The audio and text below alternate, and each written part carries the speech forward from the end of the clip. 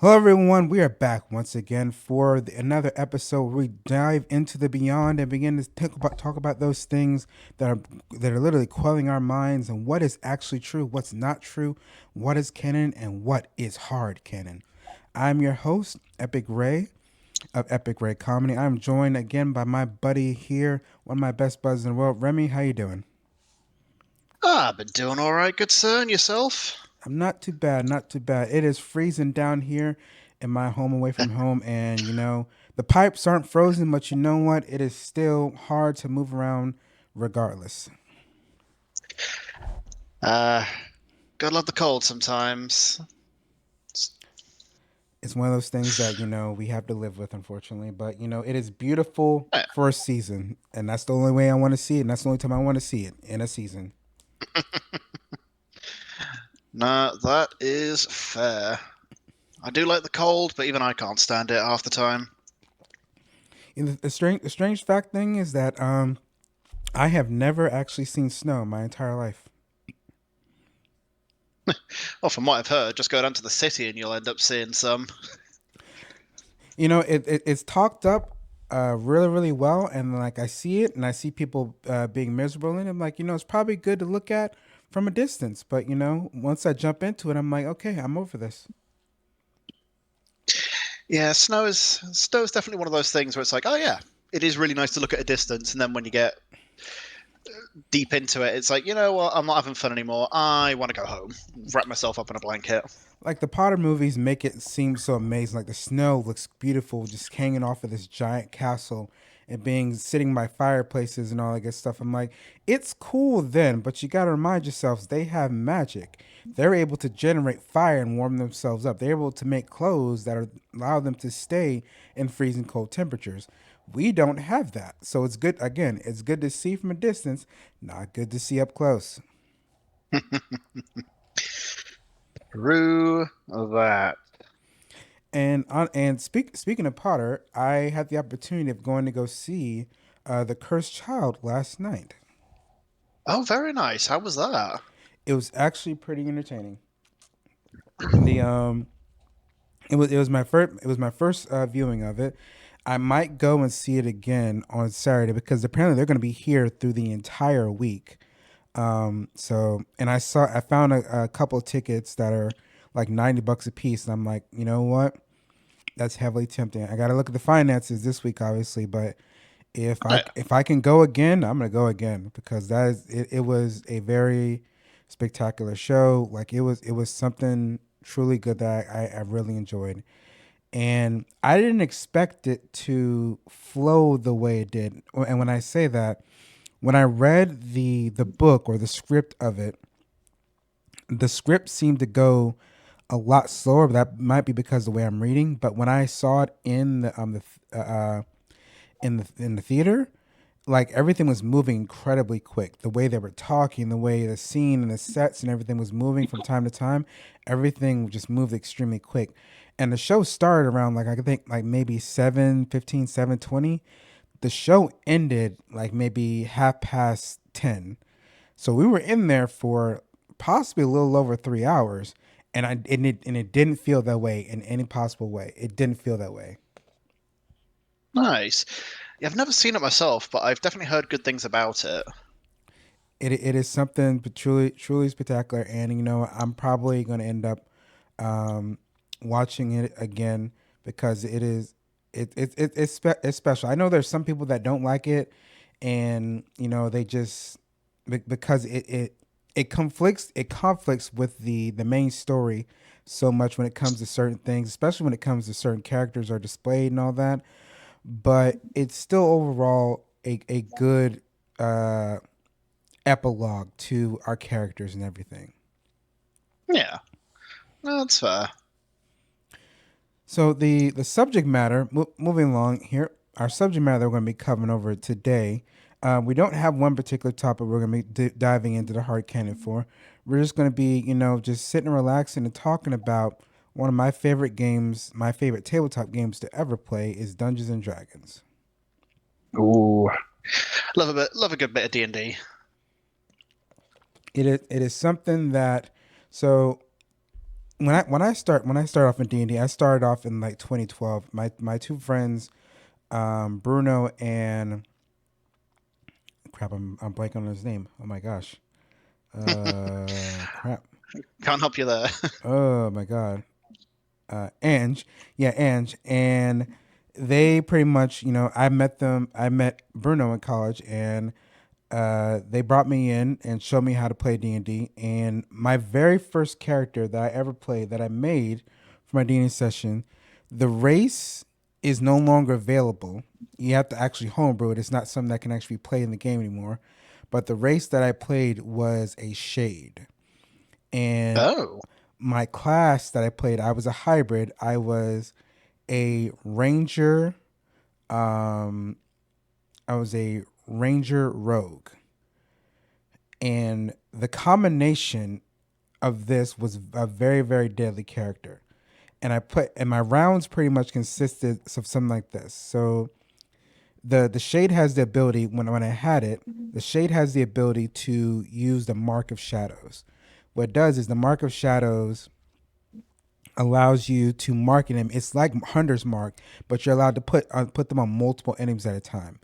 When the enemy has this mark of shadow on it, they take an extra 1d6 damage on top of the damage you're already doing. So I ended up using that. I also had Hunter's Mark, which is also 1d6 as well. And then coupling on the fact that I was a rogue, and at the time, when you used rogue abilities, you started off, I think, 2d6 or 3d6 for your sneak attack damage. And I was also, funny enough, like a very typical player, I was a stealth archer. So I was doing 1d10 because I used a great bow. So I was using a great bow, which is 1d10 or 1d12, not sure which one it is. I was stacking on 3d6 sneak attack damage on top of the hunter's mark and the mark of shadow. So one shot with my bow was almost 6 to 7d6 damage. Damn. I can It, see why it's a homebrew character now. hmm Well, I mean the race is not the class feature, because I could probably get those exact same stats with like a dark elf or something like that, and all I probably have to do is like get a minor in like assassin or probably thief, and probably get those exact same stats. And this was a level 3 character, by the way. That was level 3. That was level Yoinks. 3. And there was also an ability. So they had moves that were named back in the day when I was playing it. So there was this move called Two Fanged attack, which essentially it was two attacks with your bow. So you're firing two arrows at once. So now I'm firing one arrow that does that 76 damage plus a second arrow that does that exact same damage. Yeah, that's not bad. So if I crit for both, because I had the ability where if I roll a 19, it's a crit as well. If I did that, then I'm maxing out both sets of damage. I was a destructive force not to be screwed with. Hmm. But what about you? What was your first encounter with D&D, and what was your first character? So my like I'd always been interested in D&D, or at least like the aspects of D&D. I love fantasy stuff. Like anytime that I am able to go into like a fantasy setting, I'm jumping in. Um, but my first actual experience properly with D&D was actually your campaign that we started off at work. Okay. With the first character, um, Oh, started oh, off the lovely as Charisse. yes, the lovely Charisse started off as just a um, essentially a pre-built character that you made, and I kind of turned her into my own thing. So to give some context to the viewers out there, the the characters that I gave. So it was three people that was with us. My buddy Will, Greg, and Remy here.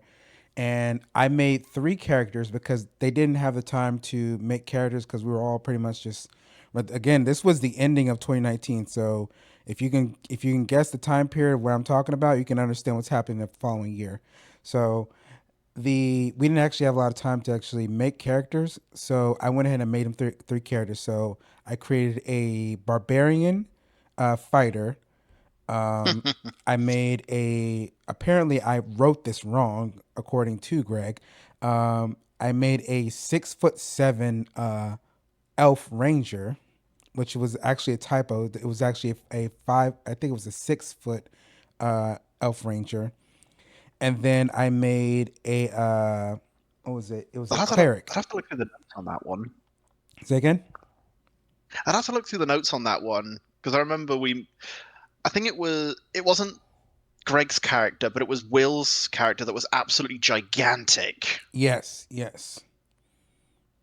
I believe. Okay, so he must have been the big one. And I must have wrote the typo for Greg's.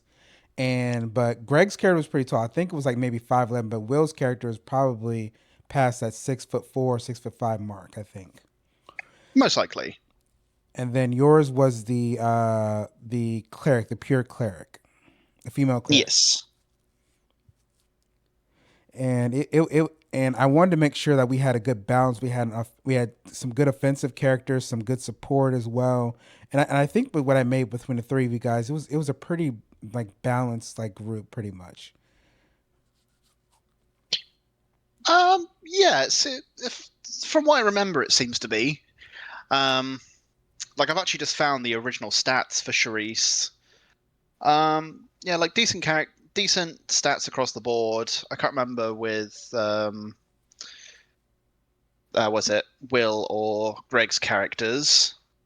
Um, although I am looking here, I did find it funny. On this one, it has the flail. Oh, that's right. I did give you a flail. That is absolutely correct. I did. Ah, it was funny. And like, what was it? So the very first. So I had already done D&D with my previous group, the one I worked with my buddies who got me into it. I did it with them for about 2 years, but the place at the time had closed up, and I didn't have anybody to do D&D with. I still had my dice and everything, but I had no one to actually play with. And I think it was I remember the setting and what happened because this is when we all started to hang out.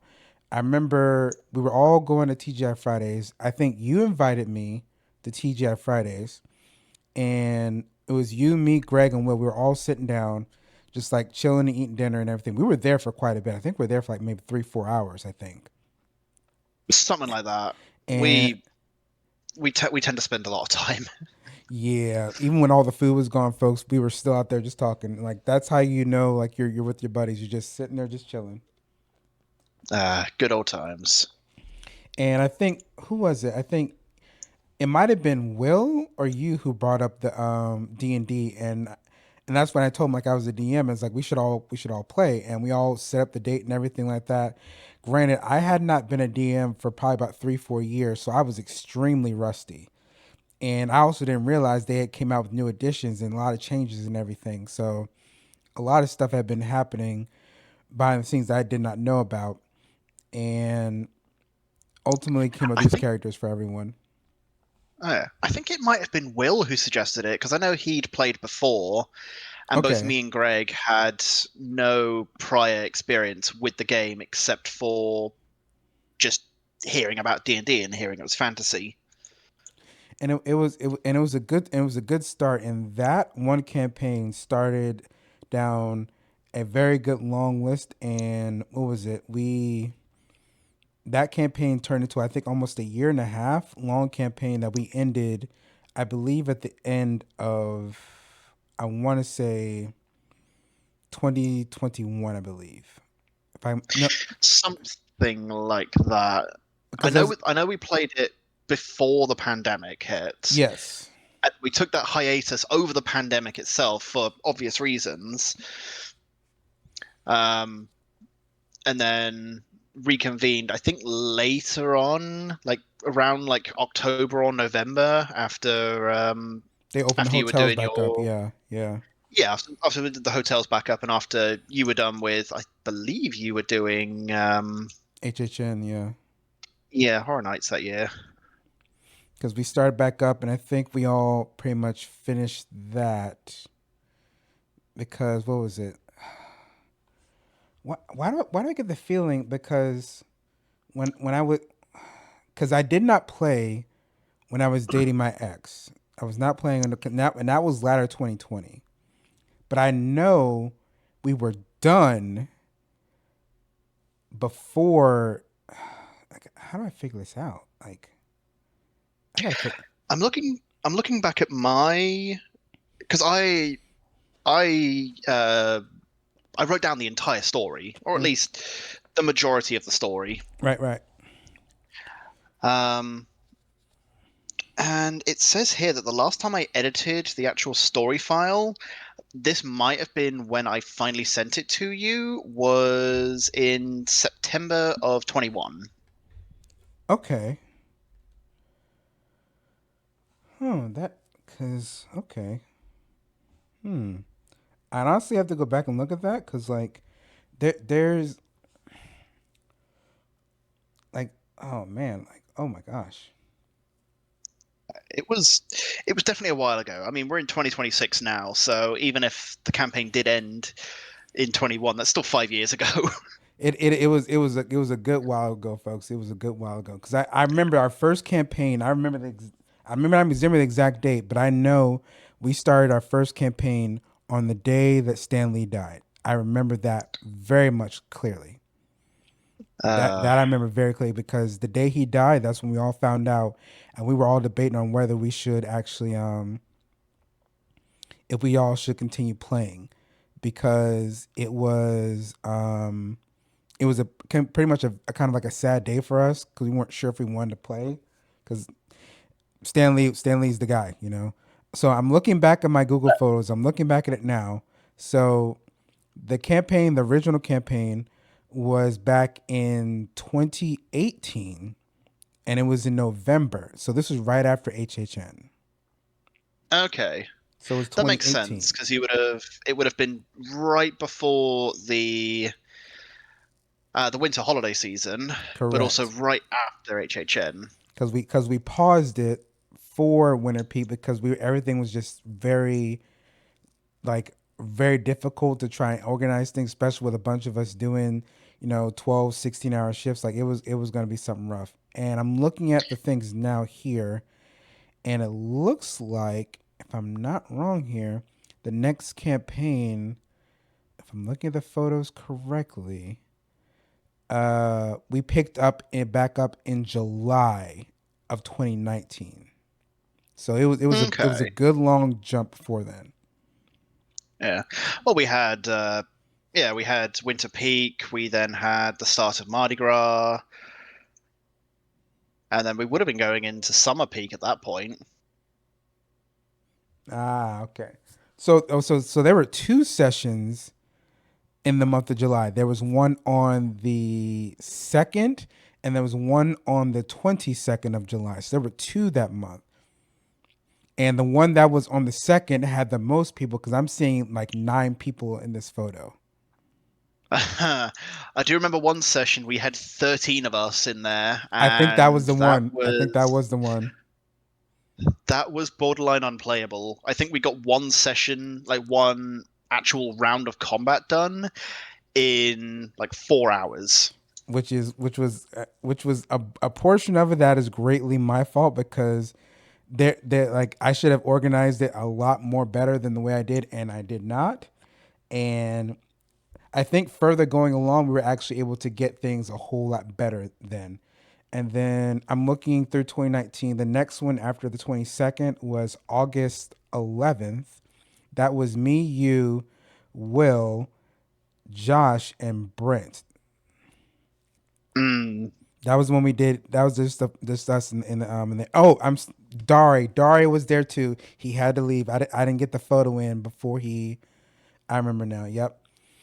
And then let's see here. 2019. After that, that's when I moved in with Josh, and all the campaigns started then. So we ended it just before COVID. We ended that session just before COVID, so, as I'm seeing this now. Okay. So all of 2019 is when we all of 2019 is that's when the campaign was going the entire time. Because I'm looking at all the photos and like, yep, this is absolutely correct. Because we jump into 2020, there's no photos there obviously because it's during COVID and pandemic, and then that's when I started. Yep, yep, everything's falling in. Yep, I see it right here. Yeah, and if we weren't doing our own things during 2020 and chatting amongst each other, we then eventually got dragged into work. Ugh.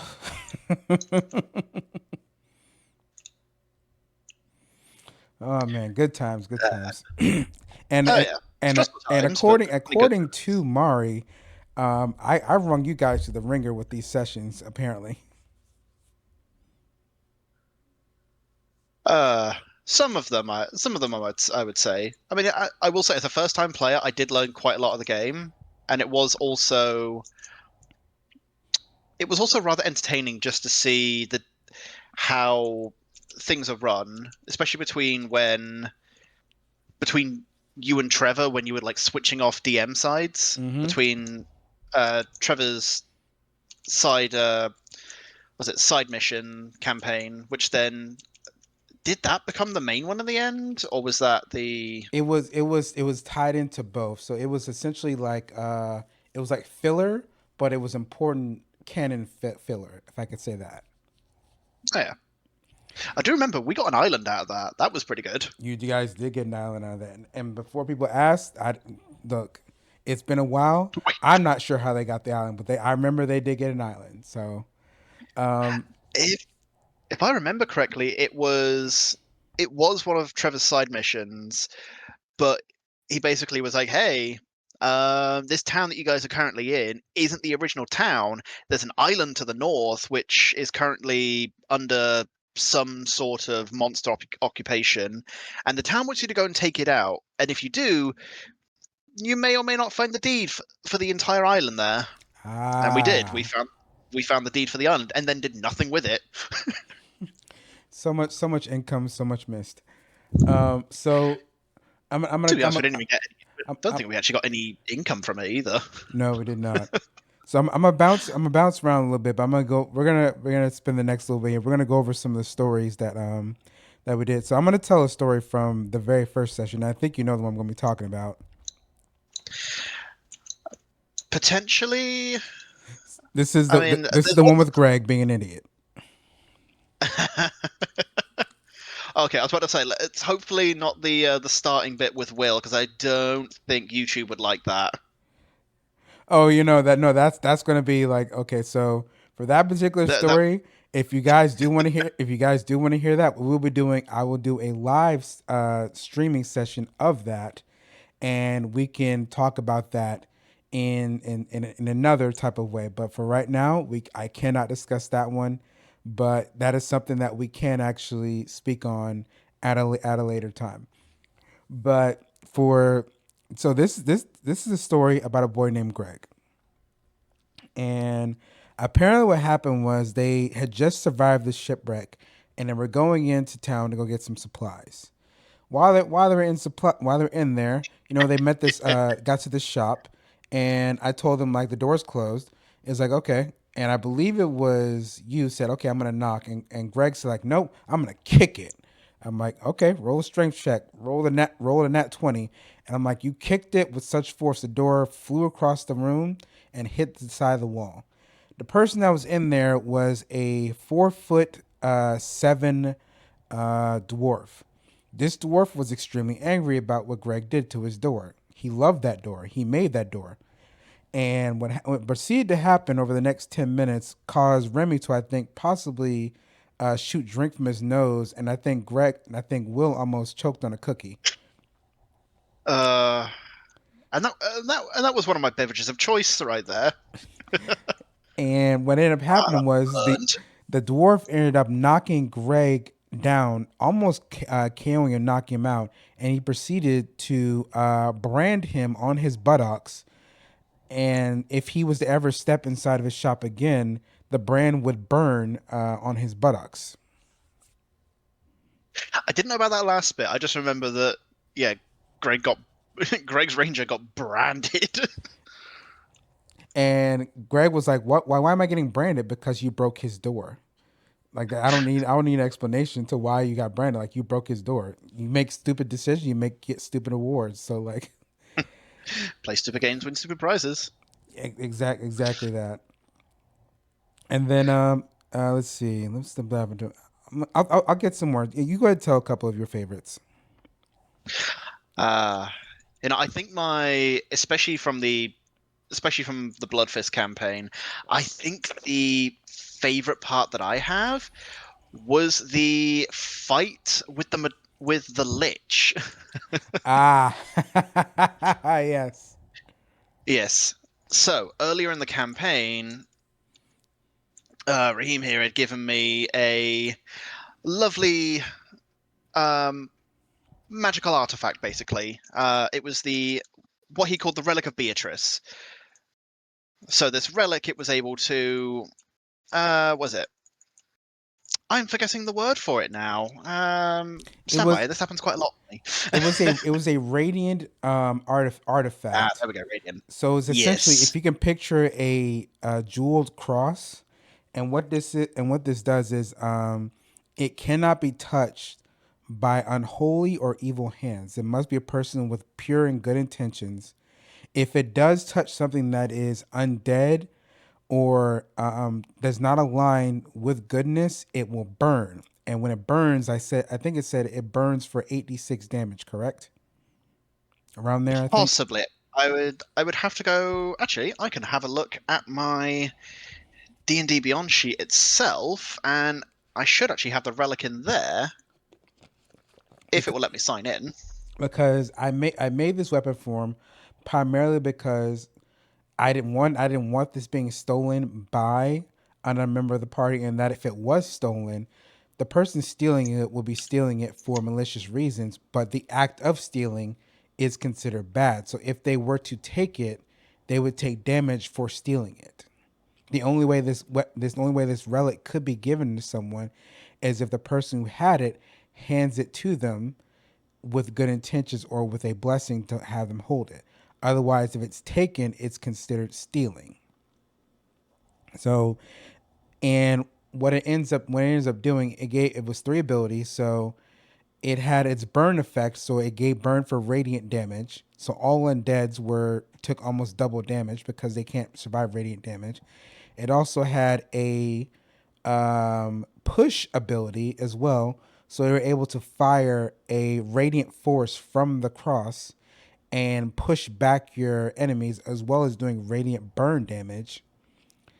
And I The forget what the righteous other. righteous path, Oh, you got it pulled and up. then yes. So we had the Call of Divine, which is you must remove all weapons and shields. Roll a d20 plus intelligence modifier, and on a successful roll, use one of the three abilities. Oh, never mind. That is the actual how to use it, which I think eventually we got rid of because I wasn't actually using the item because only I didn't want to use my limited charges. Yes, But yes, we had the Righteous Path, which was the movement. yes. It That was was. I believe that's a char. I believe that was a charge ability. So you charge an enemy with the relic, and it creates like this icy path that pushes the enemy back. I believe. yes. Any creature within your path is knocked back and takes 3d8 frost damage and 1d6 force damage. All creatures upon impact are knocked prone and must make a Constitution saving throw to stand up. Yep. And then there was Holy Smite, which I quite liked. Target up to 3 enemies in front of you and fire radiant damage at the enemies and hit for 1d8 each hit, or target one enemy for 3d8. That was quite nice, especially because my character wasn't a ranged character at all. That was rather nice. Once it was actually unlocked, that I could just range hit someone for a minute. Especially because besides it saying in front of you, it had no what was it? It had no uh range at all. Like it was basically an infinite range, Oh yeah. but didn't. I don't think we actually. I don't think I ended up abusing it or anything like that to get that infinite range. One of the things that, so you may be wondering why I gave him this super powerful weapon. You guys gotta need to get the context behind I gave him this relic. In order for him to go, in order for him to get this particular relic, there was a specific church that he went to, and in order to get this relic, he had to surrender all of his weapons and his armor that he was currently wearing, all of it, in order to get this relic. So And I think I essentially, he was had wearing to some be. quite nice plate as well. Yes, he was wearing plate armor with a very powerful, I believe, flail or mace. And when I say he had to surrender Yes, everything that he had on him, he had to it was a surrender flail at the everything. start. Say again? It was a flail at the start. I think this is where we changed it to a mace because I think either you or someone else had looked the rules up, and turns out that I shouldn't have been able to really use a mace or a flail. Sorry, Gotcha. So he had to I surrender can't remember. all of that stuff in order to get this relic, and then he had to go out of his pocket to pay for more armor and weapons as well. So I pretty much stripped him of all that he had, gave him this relic, and was like, okay, you're starting basically over with all of your equipment and everything. So it was a heavy exchange for this. So I didn't just give them this and say go and say, have at it. Oh yeah, no, there was consequences to the actions, but there was also some very nice loot at the end of that as well. Oh, absolutely it was. And then let me see. There was the story of the group fighting the goblins, where I saw one of the most beautiful forms of teamwork that I ever saw. And I still tell the stories in some of my groups over again. And what happened was they were fighting a group of goblins, and one of the people that was there with us had the ability called tidal wave. And what happened was, as you would think, as an adventuring party, someone would have a skin of water or wine or something like that. No one had any water on them, so they were like, "Okay, we have no water. What are we going to do?" And then I forget who said something. Someone said, "Why don't you use your spit?" And I was like, Well, "That was Will." it was all Will and Greg. It's like, "Use your spit," and they were looking at me like, "Go ahead. I want to see where this goes." And he proceeded to use his spit, and then uh, Gabe said, like, hold on. I'm gonna bless it. And I'm like, "You're gonna bless the spit?" I'm like, "Yes."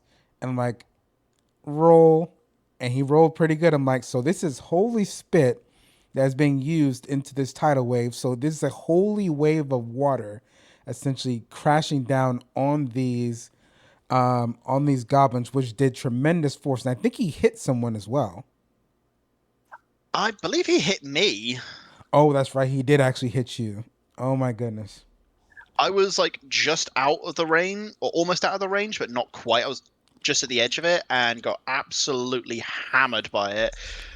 Because I'm stood there fighting away, and then suddenly I look over and it's like, huh, why is there a tsunami spawned in the middle of this dungeon? And what was it? The characters.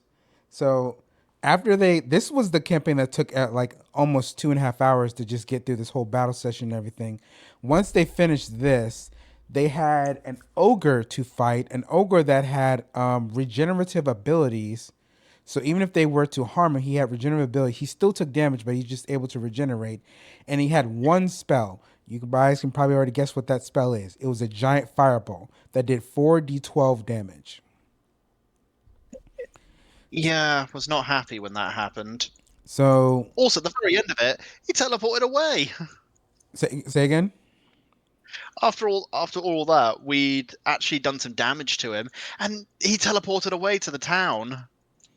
That's right. He ended up teleporting away to the town, and what happened was it was a diversion. The fight with the ogre was a diversion, and the goblins that essentially got away went and attacked the town.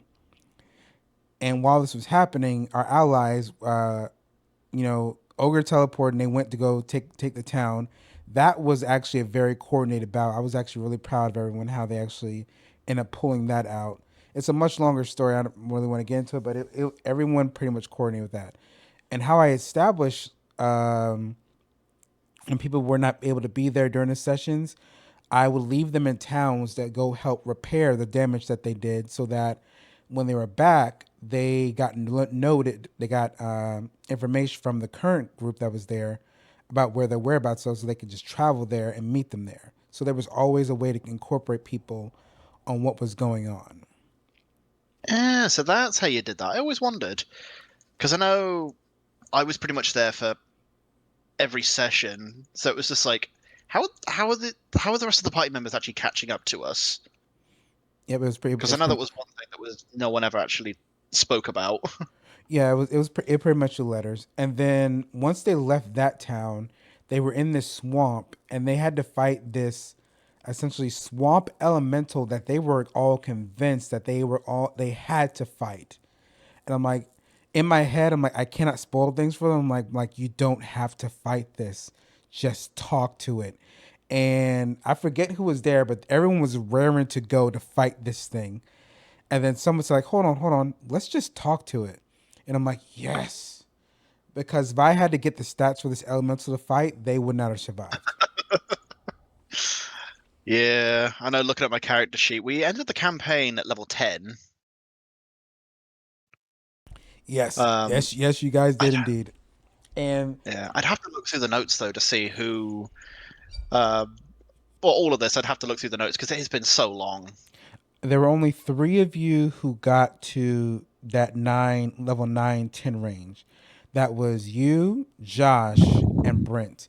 And the only reason you guys got to that level, one because I was incredibly stupid, but two, um, You, the day of that session, it was only four people playing. I think it was you, Josh, Brent, and I think one other person. And I didn't want to continue the story because it wouldn't be fair because everyone was gone. I'm like, I'll just do a one shot. And I was scrolling through the monster book trying to figure out, okay, what can I give these guys? Like, what can I get them to fight? And I'm like, okay, Lich sounds good. What I did not pay attention to and was I tried to poke you multiple times. I poked you about this afterwards, after the fact as well. he did indeed poke me about it. I did not look one at how difficult this thing was to fight. I was just picking something from the book randomly. I also did not look how much XP this was for them defeating it. So apparently, just for people to know, by defeating a lich, it is 25,000 experience points to by defeating a lich. That is defeating a lich with its phylactery as well. However, I don't. If I remember correctly, I don't think you ever actually gave it a phylactery. I did not, because I remember you talking to me about it, and it's like, hey, does she have a phylactery? I'm like, give me 1 second, and I'm like, no. And the reason, and I'm actually going to tell you because I didn't tell everyone about this. The reason I didn't give her a phylactery, one, because you guys would have to find it, and then you guys would have to do another minor fight with her at half health while trying to destroy this phylactery. And the only reason I skipped it was because, one, we were already low on time already because we had already been going for like an hour and a half. Oh yeah, like we'd been going for quite a while at this point.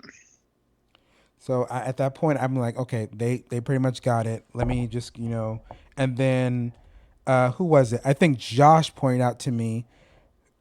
Was like, okay, do we get XP for fighting Sting? I'm like, yeah. Let me look this up. And oh, I'm actually wrong. I just looked it up again.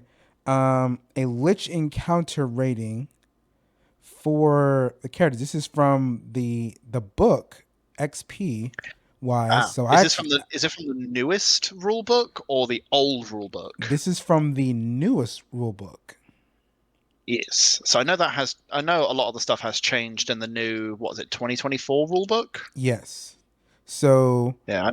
the the experience for fighting a lich is 33,000 XP. Bloody hell. So That's a lot of XP. when you guys fought that, I believe everyone was I believe level 5. So everyone pretty much shot up to like level 8, 9 at that point.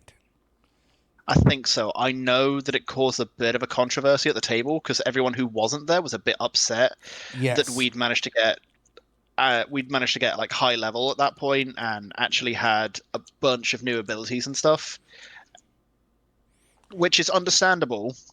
Yes, and I actually told it, and I told everyone like, look, I'm not faulting you guys for not being here. This, and I told them like, this was an error from me. I messed up. I did not know this thing was going to give out this much XP. I didn't check that. I just looked at a monster they could fight, and this is what they got, and they beat it fairly. You guys did beat it fairly. Like you didn't take Uh, any. Like you guys got it down to its low health points, and like it was a fair fight. Because I'm looking at the stats here, the health of the Lich was 135 with Remy doing the radiant damage to the Lich, which is how I beat. I'm actually gonna let him tell that story just in just a second. I was about to say, Um, do you want me to tell that, or do you? Because I it's pretty funny either way. I'm gonna let you tell the story, but the Lich itself only had 135 XP. So the damage output between the four of them that they were fighting was pretty substantial, pretty much. So they actually beat it fairly, being at level 5. So this was not something that I could have foreseen pretty much. If I had put like 3 liches out there, that would have been an extremely unfair thing on my part. Would they probably beat it? Absolutely. But again, it was an Probably error. not. Huh?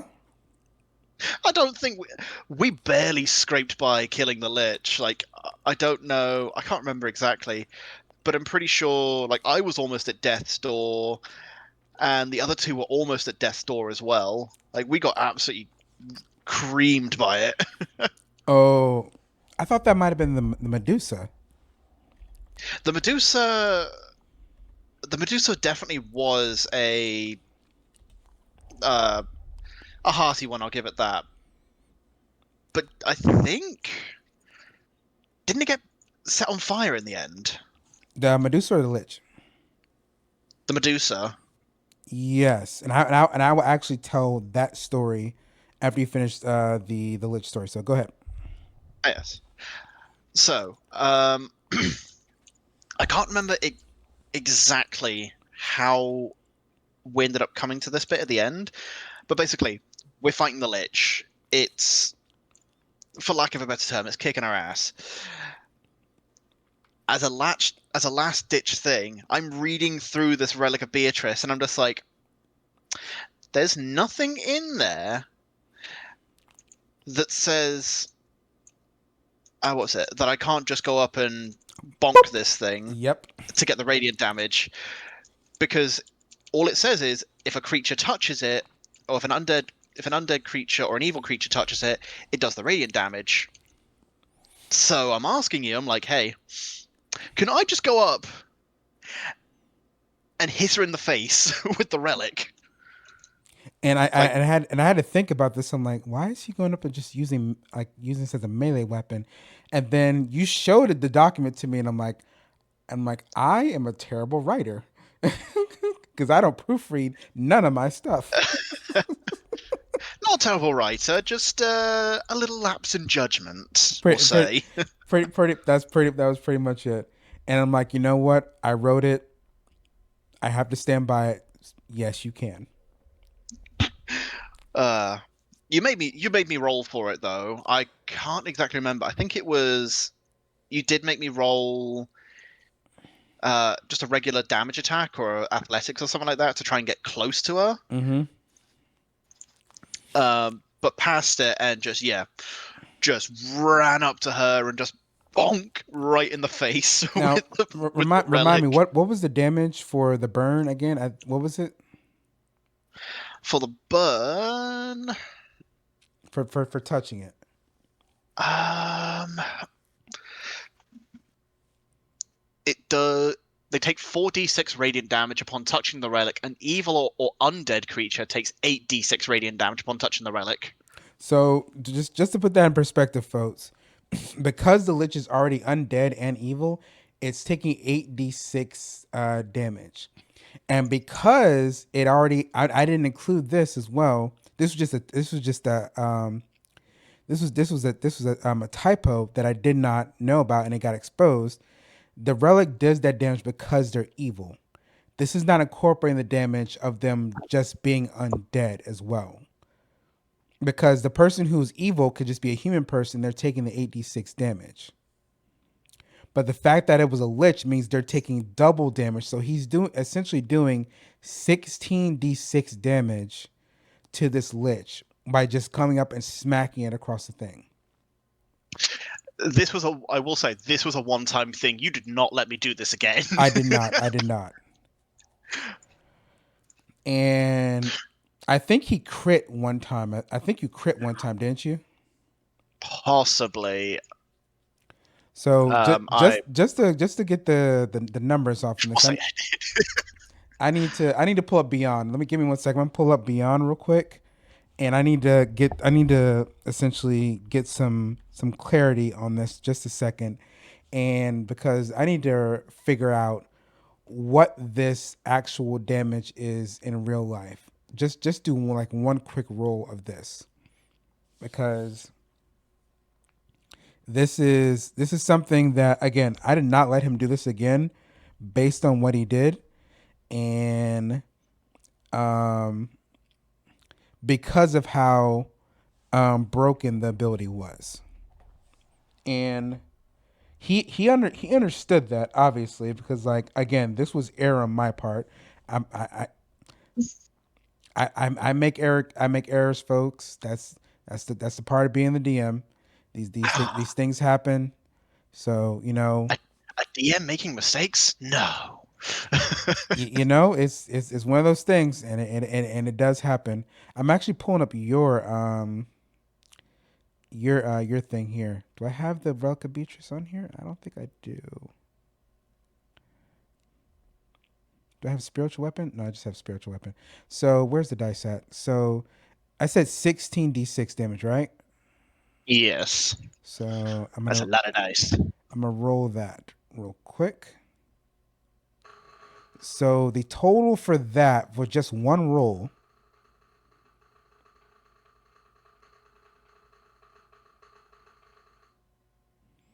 for just one hit is 53 damage. 53 damage. Yeah, it's a fair amount of damage. Now just to remind everyone, the max health for the lich that I just looked up was 135, which means he knocked down almost half of its health already from just one hit with that thing. You understand why I only let him do this once. It was fun though. It was indeed fun. And I rolled another one with just the 8d6. If a lich wasn't put into that, that's still 28 damage. So it was a lot. It was a lot of damage putting this into these abilities. And it was something that I told him like this is only one time thing because I realized what an error it was I did in judgment in doing this. So yes. I was a bit flabbergasted when you actually said yes. I was like, wait, I can actually do this. So yep, go ahead. It's like and bonk. So the origin behind the Relic of Beatrice and the way I wrote this was actually inspired by a weapon that's actually in a game. The game is called Dante's Inferno. And what happens is Dante is blessed with a cross from his wife that when he goes to war in the Crusades, that this is her saying like this is my blessing, this is my treasure possession. That's when you have it, you remember me and remember the promise that you gave that we made. And essentially once he goes back home, I'm just giving like a bit of pretext here. Once he goes back home, this relic becomes imbued with radiant holy powers, and he uses it to fight against evil. So this is where I was inspired by, and these are actually the moves I had him use. These are actually abilities that are used in the game. So if you do want a new game to play, Dante's Inferno is actually a pretty good game. It's very God of War ish, but it's a very good story overall. I enjoyed the game very very much. No, never actually played Dante's Inferno. It's something pretty good. Like I truly honestly believe like it's something pretty good. Now, did I make this weapon overpowered? You're absolutely right. I did. Am I ever gonna let him do it again? Absolutely not. Oh no. But there was the trade-off as well. Like while I had the relic in my hand, like I couldn't have any other weapons on me whatsoever. Like, I couldn't have a shield on me. Like I basically was running up to this person to punch them, Yep. and And if they hit me back, I would literally just have my armor protecting me, and I'd have to spend a turn as well, then putting away the relic to then bring out my weapons and shield again, but couldn't actually do anything in retaliation. this was actually one of my favorite characters to build because at the time when I was building this character, um, I was sort of still am. Uh, I was very heavily into Overwatch, and one of my favorite characters I like to play on Overwatch was Brigitte. Brigitte is based entirely on Charisse. If you can get a vivid image of what Brigitte looks like, that is Charisse in modern form. The only difference is that she is a little bit older, a little bit taller, and her hair is completely red, I believe. I believe so. And there's also one more factor in there, but I'm not gonna say what that is over this session. Yeah, That because that's something I we're going to most talk about over live. But yeah, see the thing is I did that as a joke, and it kind of went from a joke to a character thing, and it's like, oh dear, what have I done? it pretty But much been like, you it know was what? funny. Let's keep this going. Let's keep this going and see how this goes. Because guess what? No one is objecting to it. I'm okay with it. So by all means, let's keep going with this and see how it goes. To be honest, our group, all of the players in the group, we've heard and seen a lot worse. Oh, absolutely. Oh, absolutely. The just in our day to day job, like the or group former job had in my case. the bit of the dirtiest minds I probably ever had working with the group. But you know what? Especially Will. We had some fun times doing that. And let me see if I can think of another story. Oh, so the start of another campaign. This was Trevor's campaign. The start of it, I had no idea what he's doing. He hadn't given me any insight, anything at all about pretty much what he was doing. And all I know is that when we all started, we all died pretty much. So we all were pretty much in like separate areas, and we all died very brutally. Like someone took an arrow to like the face.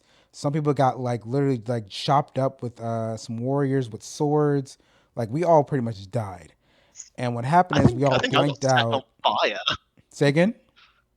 I think I got set on fire. I was the last one to go. Oh, that's right. Oh my gosh, I forgot about that. Yeah. So basically, it's like my character watches everyone else go, is trying their best to bring them back, or at least like stabilize them. And then I think I got like mauled. Oh man, Yeah, that was just a brutal campaign it was. start. But the thing is that the he ended up blanking all of us out pretty much and like having us meet this wizard pretty much, and everybody's upset at the wizard. Like you could have just called us and told us, you know, you needed help. You didn't have to all have all of us brutally murdered. He's like, well, I want to get your attention. Like, understood. Like your intention was very very clear, but you know, no. It's like I'm gonna go. It's like I'm gonna go to the nearest bar and Drink my drink troubles away away. whatever. Yeah, it's like I'm gonna go forget that this ever happened. So there are a lot more stories, but there is one more person I want to add on to this particular episode, and I want to wait till she is on before we can continue with more stories with it. But I do want to converse on some of the characters that I did get to make. So there are some characters that I'm very, very proud of the way they came out because the way they were built wasn't as strong from me, but they ended up turning into something really, really great. One of them was Charisse.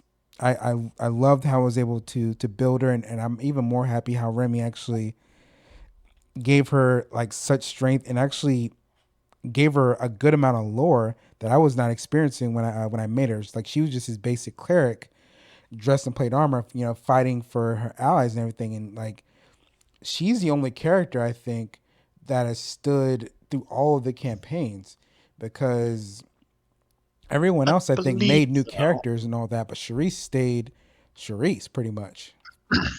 Yeah, I think yeah. So the original out of the original three characters, so Charisse, my character, Will's character, who forget, I forget what he called him.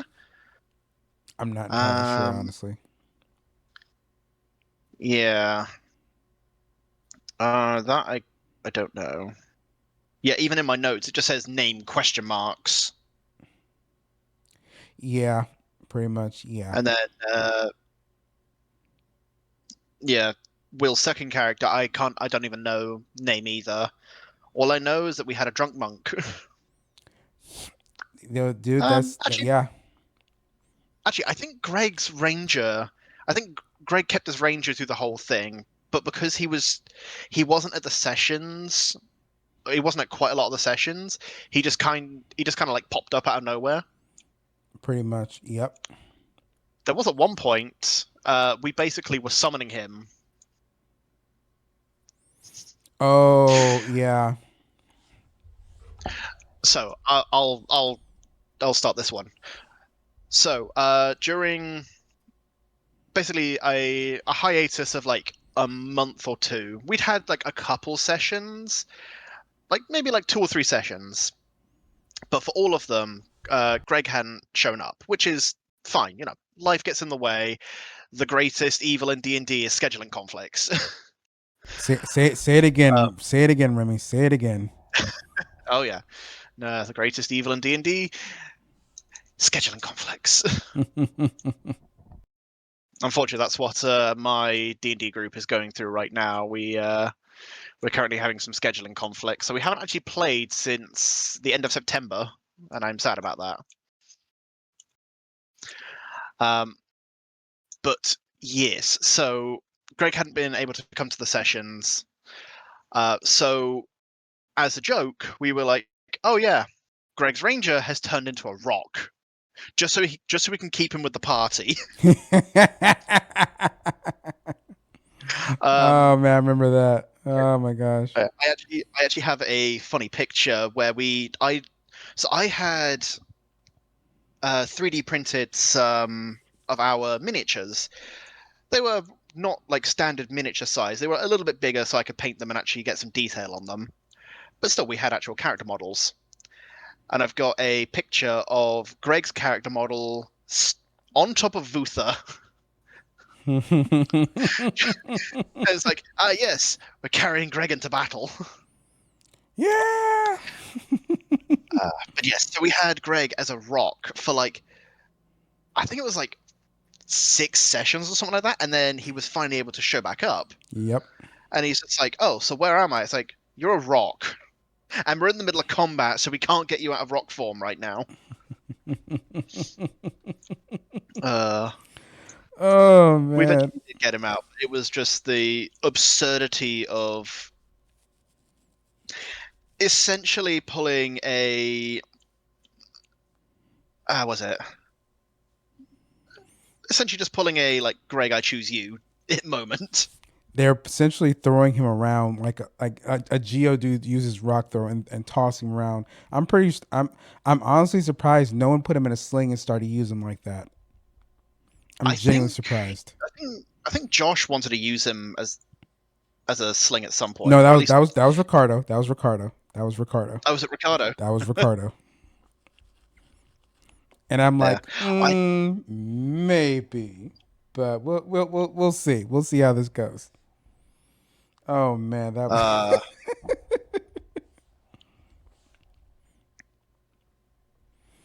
Oh, and then let me see. Let me see.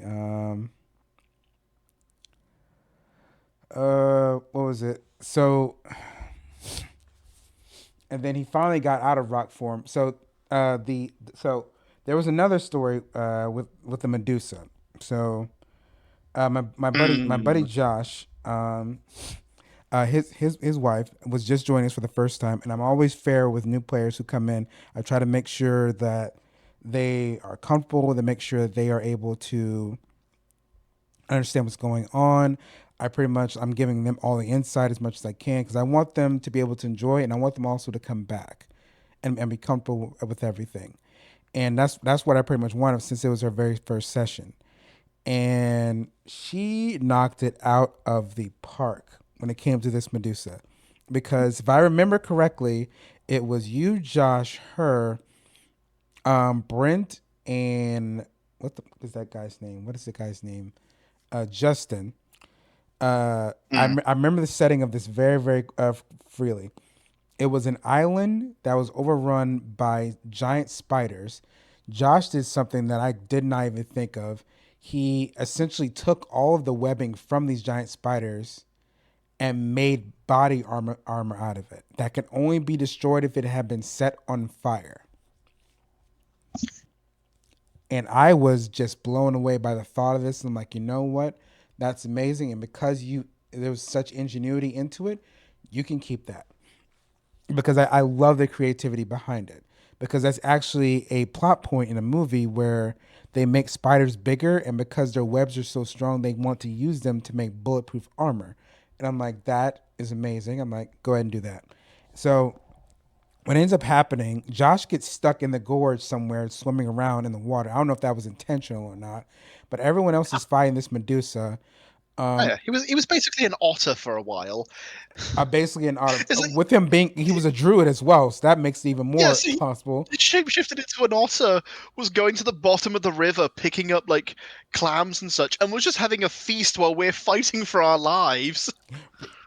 Yep, that's pretty much it.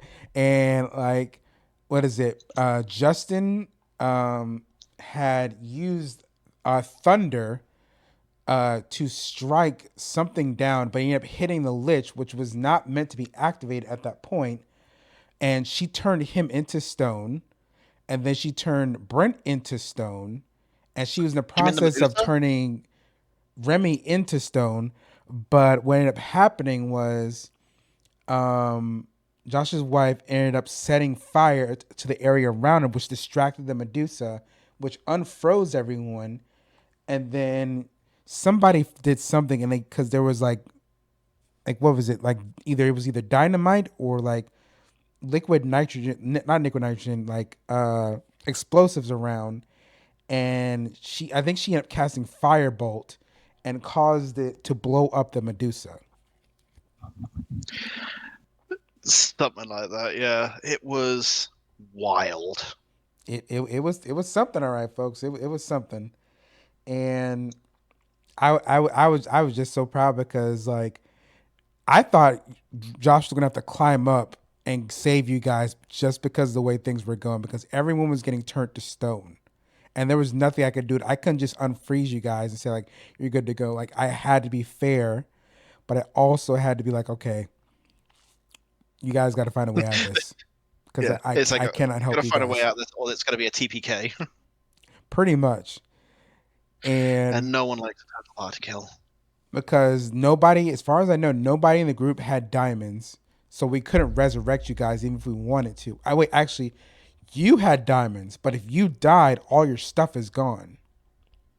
Yeah, and I was the only one who could resurrect everyone. So at the most, I probably would have made you survive so you could resurrect everyone. But I do want to I do want to tell this one story as we get ready to go into a close. Oh, Um, yeah. the story of how we lost Stormlooper. Ah, yeah. So this particular story, because there's gonna be a He's lot more to still come upset once we have about that Mari story. on. Say what? He is still slightly upset about that, which understandably given, Really? That was almost 4 yeah, I years mean, ago, and he's still upset by that. it's mostly just how it happened, more so that it did happen, which is understandable given the context, but yeah. Wait, is he mad at me or at Trevor? No, no, no, no, no. It's not really mad. It's more just a well, was it? So Justin, he does like his overpowered builds. He's also a smidge of rules lawyer, but has gotten a lot better. He's actually the main DM of my group right now. Gotcha.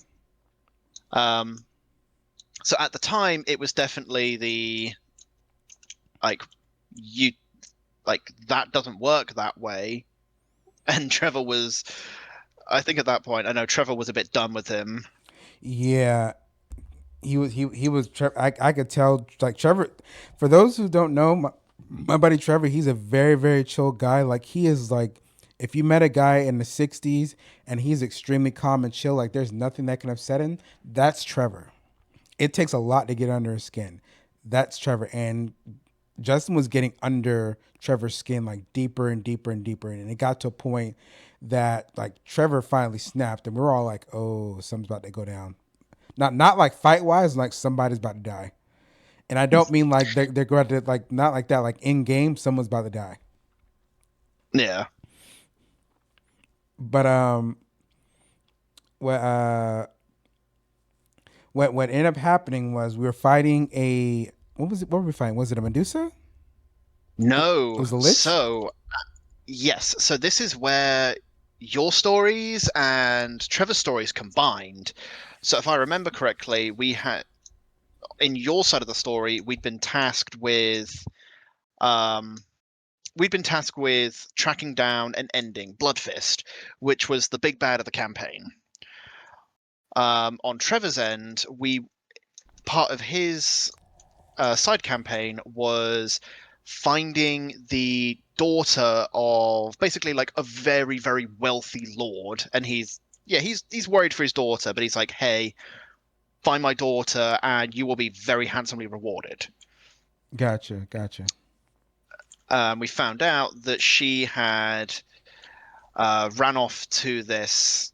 We eventually found that she had run off to this place and was potentially being held by Bloodfist. Oh, yep. Now it's all kicking in. Yep. Now it's all kicking in. Yep. I'm seeing it all now. Yeah. But what had ended up happening was, what was it? Did we end up? I can't remember if we'd ended up fighting. I think we fought Bloodfist Yes, in you the did fight cave. Bloodfist. Yeah, we fought Bloodfist before in the cave. After we killed him, um, she came in and basically took the power Yeah, I think and that's where it became. went. Yeah. Yeah, it was either that or or we had fought her just before. But either way, like she was a lich, a full blown lich, Mm-hmm. phylactery and everything. And like so we're and to give some context to like environment wise, we're fighting her on these stepstones that I think only 2 3 people can occupy at a time, and we're fighting her over in like a pond or I want to say a lake of acid. Yeah, it's And like a lake or a river of acid. and as I said before, Justin was starting to get under Trevor's skin like very deeply, and it got to a point that Trevor finally like he had enough, and he's like, okay, so the Lich casts disintegration on you, Justin, and she just blows him to dust essentially. Now, to Remy's credit, his beautiful credit, he tried to resurrect him. Trevor had had enough because I could tell from the way this happened next, he was done with them. He said because he uses disintegration, he casts Gust, which blows his remains into the acid, so he cannot be resurrected. Yeah, yeah. It was. I understand being frustrated players, but I still feel like that wasn't exactly the best way to go about it. When I tell you that room was silent when that happened, it was silent. The only thing I heard was probably the clicking of possibly someone on their laptop or possibly something cooking in the background. It was silent in that room, and we're all looking at Trevor, and we're all looking at each other. We're like, "Whoo, okay, Yeah. yeah." The, I will say on my part, the sad thing is I couldn't actually do anything because at the very start, I kind of had a. Justin definitely has the. What's it? What the word am I looking for? Like he charges into battle quite frequently. Yes. Like he is like he would be like the main DPS of the party. Like he'd go in and he would just start swinging, which Oh, can be good a lot of the times. However, in this case, because we had such a distance between us and the island where she was, and we were also getting ranged attacked as well. I know on my end, I was trying to cast a. I actually have to look at the spell again. It's been so long. Um, where is it? Death Ward. That was it. oh yeah. Yeah, like I was because I knew Justin would try and like run in, and because he would be the most targeted one. I was going to try and cast Death Ward on him beforehand, so that if something happened, he wouldn't die. He would drop to that 1 HP and actually have a chance to either retreat or get back on his feet. Unfortunately, we weren't able to strategize beforehand. It was just go. Pretty much. And the once this happened, like it was quiet for like maybe a minute or so, and then we resumed very quietly, and then all I remember is Justin getting up and say like, "Hey, I think I'm gonna head out," and just left. And as he left and closed the door, we were all looking around like, "Whew, Oh shit. okay." And we ended up finishing the campaign and everything. I think Trevor calmed down after that, and whatever. And uh, I remember getting a message from Justin. He's like, um, "Yeah, I'm gonna take a pause from D&D for a little bit." I'm like, "Dude, do whatever you gotta do," because I think he was mourning his character a little bit, which I completely understand. And that was probably one of the most intense moments we had playing D&D. That particular session right there, because Yeah. other than that, nothing was. We were all pretty much very very carefree and like very much chill and all that. Like there were sometimes we poked and prodded each other, but it was never anything serious at all. Yeah. I mean, at the end of the day, it is just a game. Yes, But it was a situation like that where we're all just like, oh, oh, that's not good. and like I tried it, and one of the things I tell all the players that I DM, all the players I've ever DM'd in my life, there I have two rules. One, I will never FTK an entire group. I will never ever do that. And two, I will never kill you intentionally. If something does happen and you die, it is a result of not poor it is not a result of poor storytelling. It's a choice of is a what's the word I'm saying? Is not a result of poor storytelling. It's a result of poor choices. If you Hmm. choose to make dumb decisions, you are going to get yourself eliminated. And if you force my hand when it comes to your elimination, I will not hesitate to do that. But that's only, again, as I said, it is not a result of poor storytelling, it's a result of poor choices. Yeah. Which, unfortunately, sometimes that does have to happen. Ultimately, yes. And Yeah, it's then never something you really want to happen, but if you basically get essentially pushed to the edge in game and there's no way of really talking to the players about it, unfortunately, it can happen and does happen quite a lot. exactly. And like there are two types of actually there's two to three types of players that it's very difficult for me to play alongside because some of the players that I play for or I DM with, a lot of them are generally they're new players or they're returning players. They either stop playing because the campaigns were no longer fun, or two, they're starting something they want to do something fun with their friends. But the three people that are very difficult for me to play with personally, one are rule Nazis. I Mm, do not strive by the rules when it comes to D&D that much because if I stick by the rules, one, it's harder for people to play, but it's two, it's hard for people to learn. Um, Number two, people who intentionally poke and prod members of the group. And when I say that means they intentionally antagonize. antagonize, and I don't mean like it's in character, like it's in person. Like they like dwarves and elves are not supposed to get along. That's lore. That's lore how it's supposed to be.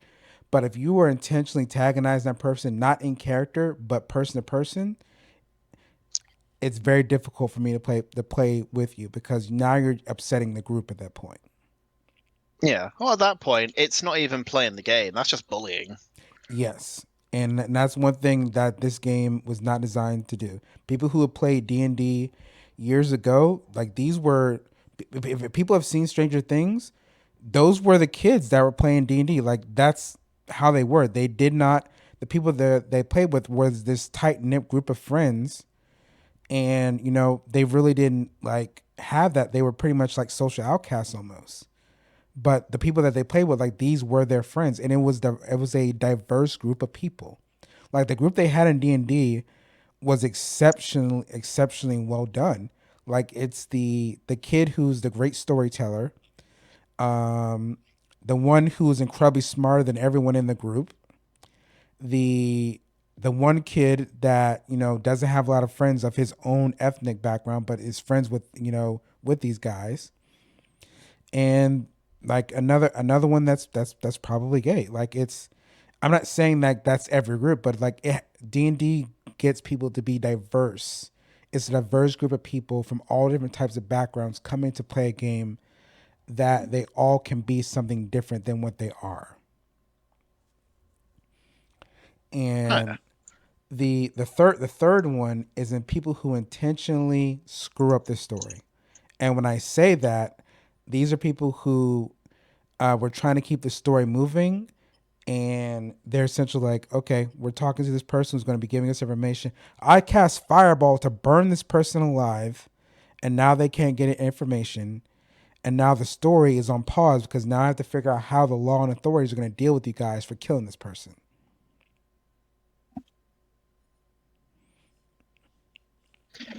Like it's funny once, yeah. it's not funny multiple times again.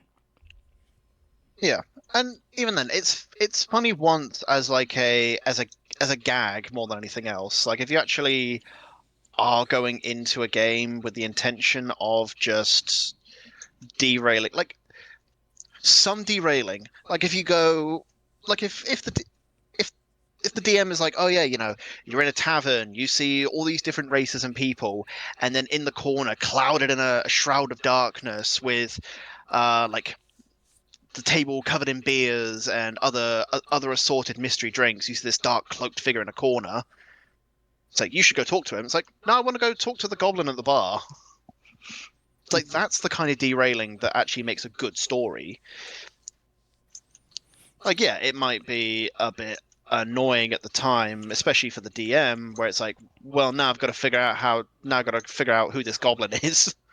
Yeah, and that honestly can turn into a good NPC that they could actually come back and reverb. They can go back and actually contact again because like there. So in the other campaign, just to take a different sidebar, there's a character that I DM for in a group on my Fridays. Um, she is essentially if you get anybody has seen Disney, she is Edna mixed with the witch from Brave. And this character is chaotic neutral. She has a ton of sisters. When I say a ton of sisters, I mean she has a lot of sisters. She has a lot of nieces and nephews. She does not like any of her sisters, and she tolerates her nieces and nephews. They're still family, but she tolerates them. So this became such a fun character because I talked to the players in Edna's voice, and they want to see her in every single campaign that we do. So I make her this interdimensional character that's able to go and bounce from each campaign, no matter if they change the story or not, just to be able to keep it fun because they love the reoccurring of the character. And that was just something I wanted to do just for one particular session. But they loved her so much that I kept bringing her back more and more. Hmm, So it's that's pretty things like cool. that. I can't remember if we. Oh no, wait, we did. We had some sort of character like that. It was Trevor's wizard. I can't remember his name, but Oh yes, I remember Mr. Abernathy. Mr. Abernathy. was it Mr. Abernathy? I Mi- thought that was the Wait. no. Mr. Abernathy was the lord that we were finding his daughter, or whoever it Ooh, was that you're we were right. finding his daughter. Oh, you're right. I'm gonna have to ask Trevor about that because, like, oh, It's probably I've no, I've definitely got it in my notes somewhere, but then again, it's like 30 pages of notes. oh yeah, it's a lot of notes. Believe me, folks. It if I could go over his notes again, it could. There's enough content in there that it could be either a book or it could be a 2 to 3 season show, anime wise. Not even joking, and it would probably be a Yeah. fun anime to do.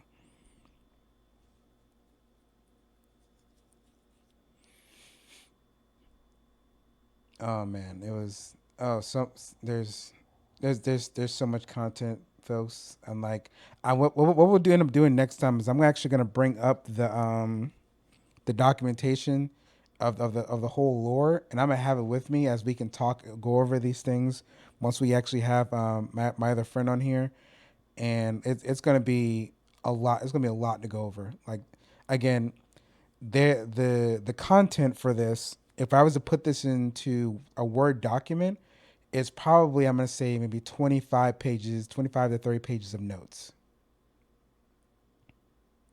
Like There's a lot of notes. and this was a year and a half long campaign. I think a year and a half long campaign Something like that, yeah. because I believe we started in 2018 and we ended it. I believe.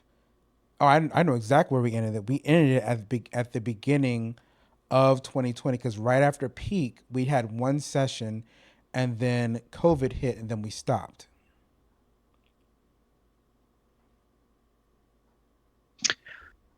Sounds like it, yeah. So this was something that we were. It is a great storytelling. I'm hoping I'm still in the process now. If I get more time and everything like that, or if the world ever shuts down again, I'm gonna write this story out and I'm gonna put it into fruition so that I can get people to read it and everything because it is a fantastic story to actually be able to tell out and relive for everyone.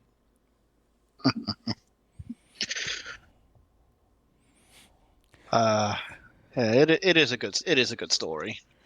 And more. I actually just was scrolling down and I got to the bit about the huntsman. I was like, oh no, not again. So to wrap up this particular episode, I'm gonna have you have you end with that particular story because I know that was something that was something very traumatic I had to put you through, and it was not intentional. I warned everyone like this something like this was going to happen, and they were dreading doing that session. Like even during work, people were coming up to me, it's like so who's gonna bite the bullet?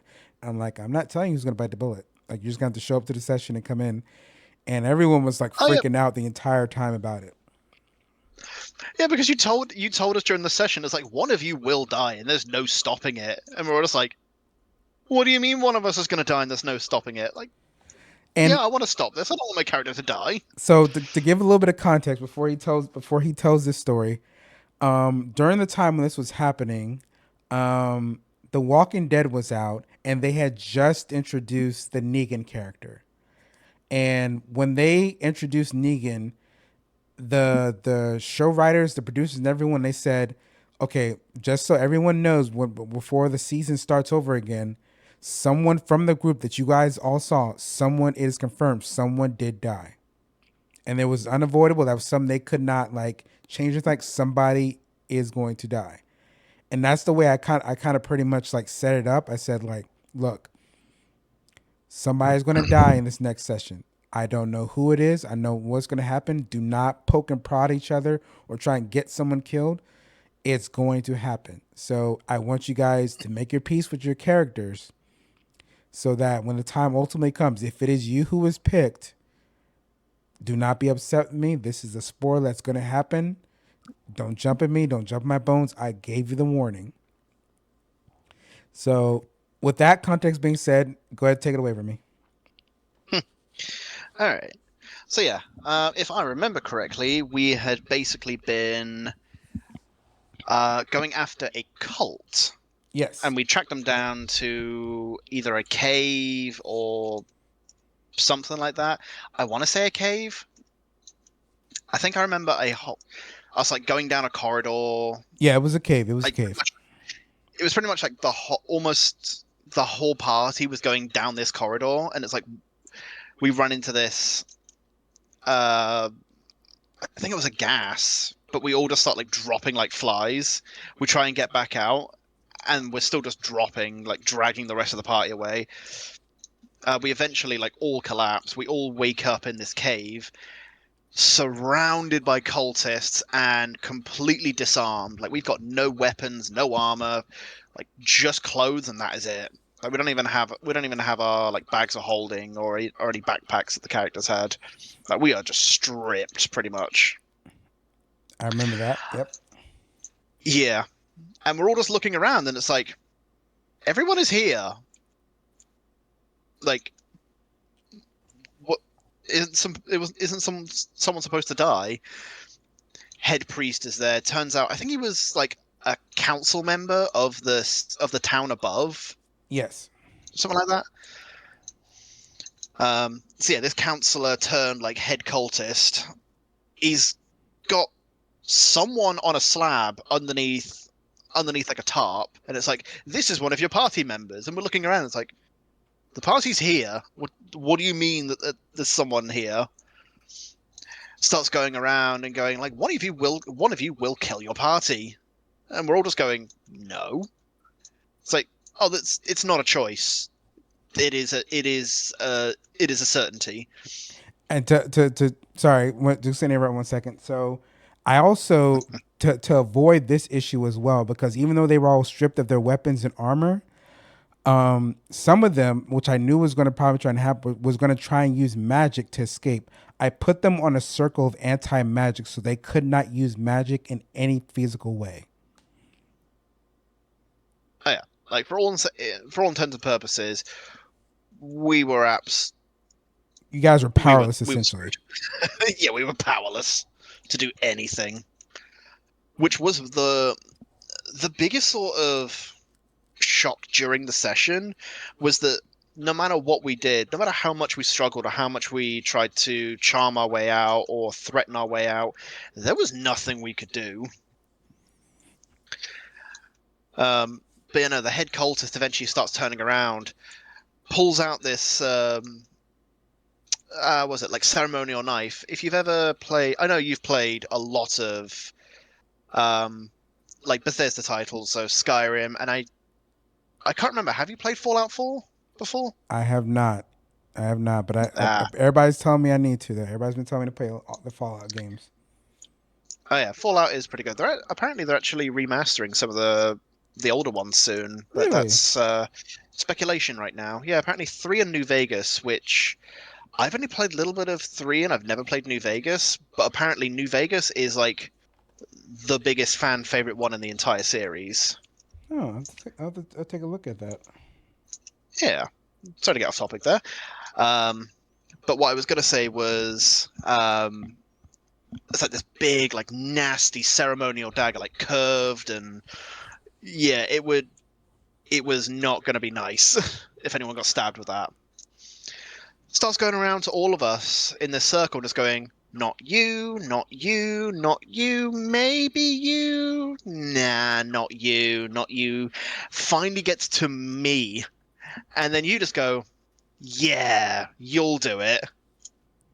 It's like, oh great, what am I going to end up doing? Get To also give yanked up. context to why, so there were two reasons Remy got picked as well. One, I rolled the dice and I'd already known who's going to be getting picked.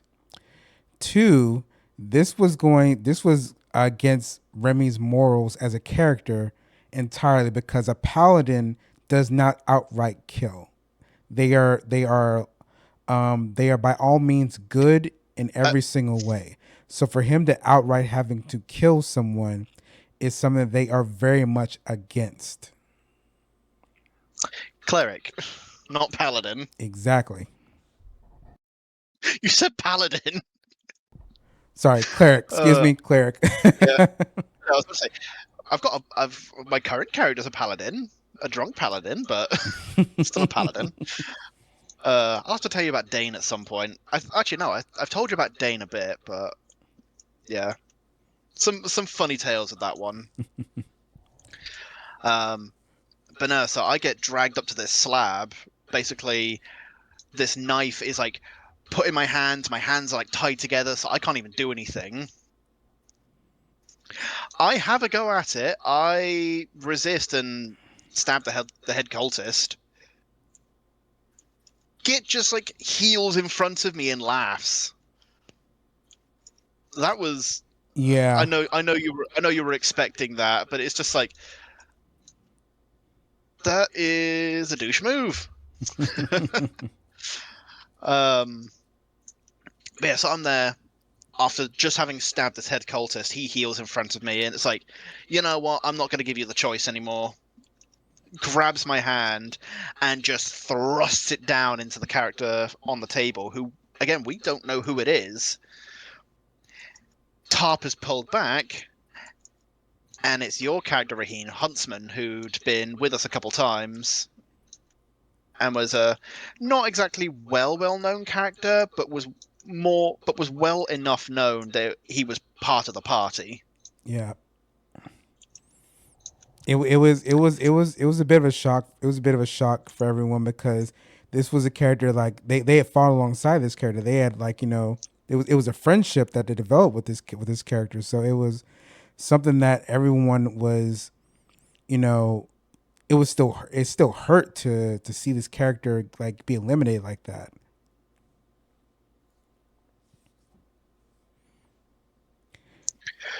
Uh, and then it just descended into chaos from there.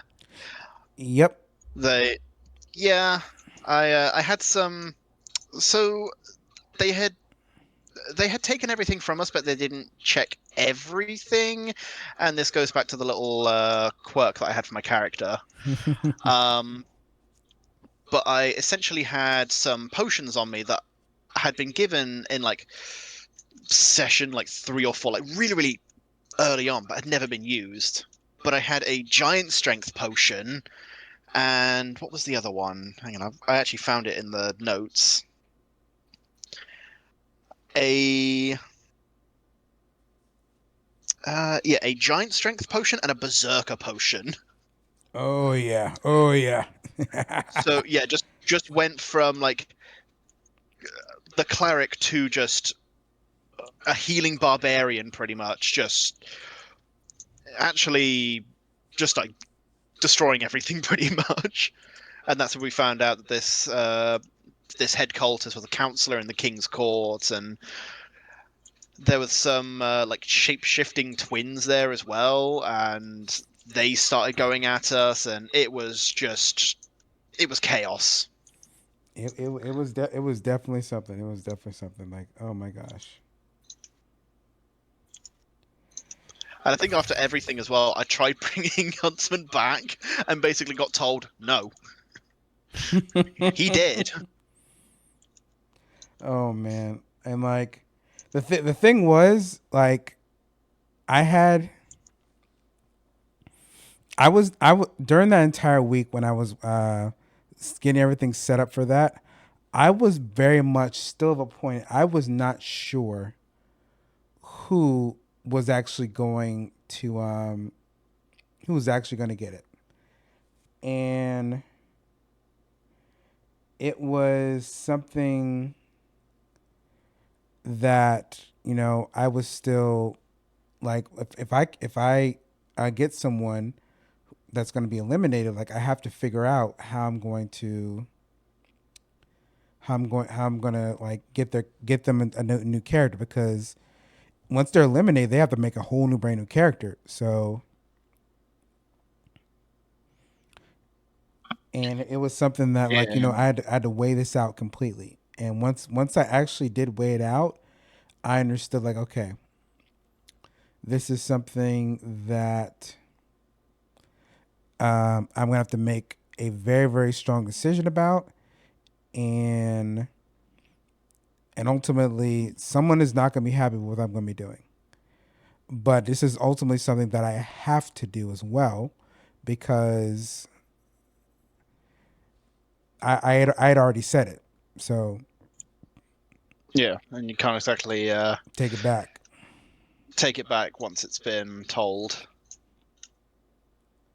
Now, if you hadn't said that, it could definitely be a case of, well, it's like an NPC is that you guys know of is being taken away at this time.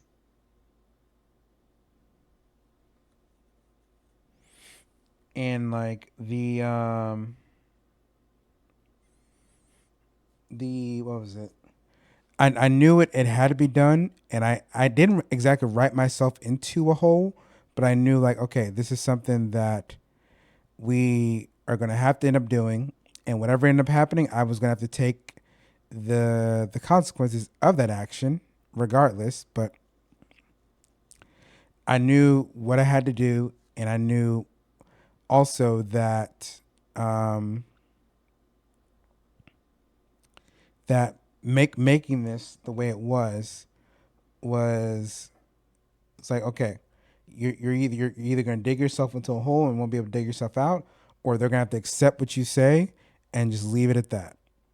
And that's pretty much how I did it. Yeah.